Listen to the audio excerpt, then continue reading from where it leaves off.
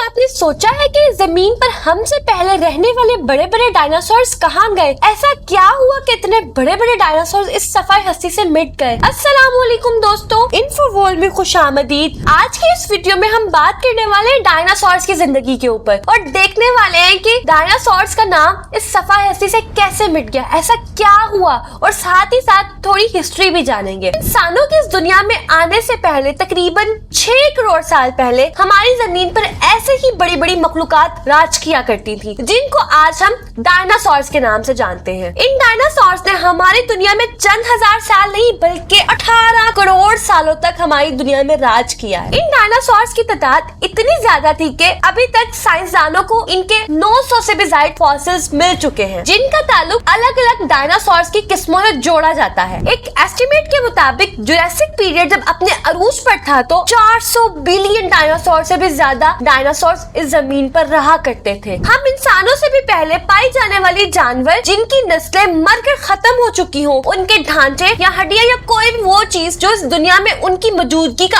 असर रखती है, उसको फॉसिल्स कहते हैं। सबसे पहला डायनासोर फॉसिल नॉर्वे के समुद्र में ऑयल के लिए की जाने वाली ड्रिलिंग के दौरान मिला था। ये फॉसिल समुद्र से 2250 मीटर नीचे दफन था, जो मैग्लासोरस का था। ये तो मुमकिन नहीं है कि 100-200 साल फॉसिल जमीन में दफन भी रहे और फॉसिल अपनी हालत में भी मौजूद रहे। कुछ फॉसिल्स तो ऑयल बन जाते हैं, कई बार तो टूटी फूटी हड्डियां ही मिल पाती हैं या कभी ढांचे। अगर आप इंटरनेट पर सर्च करें तो आपको मालूम होगा कि डायनासोर्स की कई इकसाम हैं। कुछ फुटप्रिंट और मुख्तलिफ जगहों से इनका मुआयना करके हमें पता चलता है कि कदावर जानवर चलते कैसे थे, खाते क्या थे। अब सवाल ये है कि डायनासोर दुनिया से खत्म कैसे हुए। चले टाइम में पीछे चलते हैं। उस वक्त जमीन का एटमॉस्फेयर आज जैसा नहीं था, बल्कि बहुत मुख्तलिफ था। उस वक्त तमाम कॉन्टिनेंट ज्वाइंट थे, सिर्फ एक ही सुपर कॉन्टिनेंट था जिसका नाम था पेंजिया। जमीन का एटमॉस्फेयर काफी ड्राई था, बारिश बहुत कम हुआ करती थी। इस पीरियड को ट्रायसिक पीरियड कहते हैं। ये वो वक्त था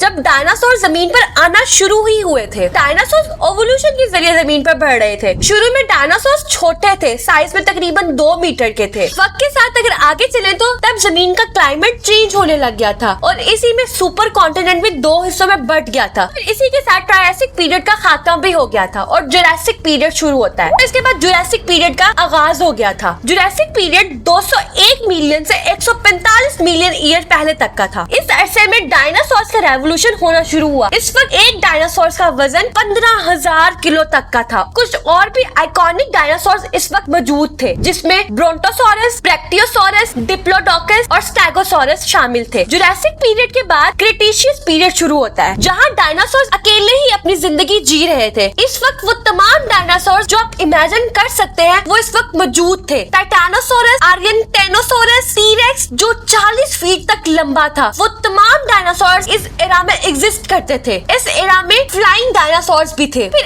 एक दिन ऐसा कुछ हुआ जो इन तमाम डायनासोर को वोल्केनिक इरप्शन फिर से होना शुरू हो गई थी और इसी के साथ साथ एस्टेरॉइड के इम्पैक्ट में ज़लज़ले आने लग गए थे। इन एस्टेरॉइड के लॉन्ग टर्म कॉन्सिक्वेंसेस भी काफी खतरनाक थे। हवा में डस्ट पार्टिकल्स की वजह से 1 साल के लिए जमीन में से सनलाइट ब्लॉक्ड हो गई थी। सनलाइट ब्लॉक्ड होने की वजह से प्लांट का फोटोसिंथेसिस का अमल भी खत्म हो गया था और फिर प्लांट्स भी मरने लग गए थे और प्लांट्स के मरने से हर्बीवोरस जानवर खाने ना मिलने की वजह से वो भी मर गए थे। हर्बीवोरस की वजह से कार्निवोरस भी खाने के ना मिलने की वजह से मर गए थे और सिर्फ कुछ ऑमनीवोरस ही बचे थे, जैसा कि टॉर्टाइस और छिपकली वगैरह। और इस तरह तमाम हर्बीवोरस, कार्निवोरस डायनासोर्स का खात्मा हो गया था। एक एस्टेरॉइड ने इतने बड़े बड़े डायनासोर्स का खात्मा कर दिया था। कभी अगर सोचे तो एक एस्टेरॉइड ने 4 लेग क्रिएचर जिसका वजन 25 किलोग्राम से भी ज्यादा का था, वो इस एस्टेरॉइड को सरवाइव नहीं कर सका और इस तरह तमाम डायनासोर्स का जमीन से खात्मा हो गया। अगर आपको ये वीडियो अच्छी लगी हो तो कमेंट सेक्शन में जरूर बताइएगा।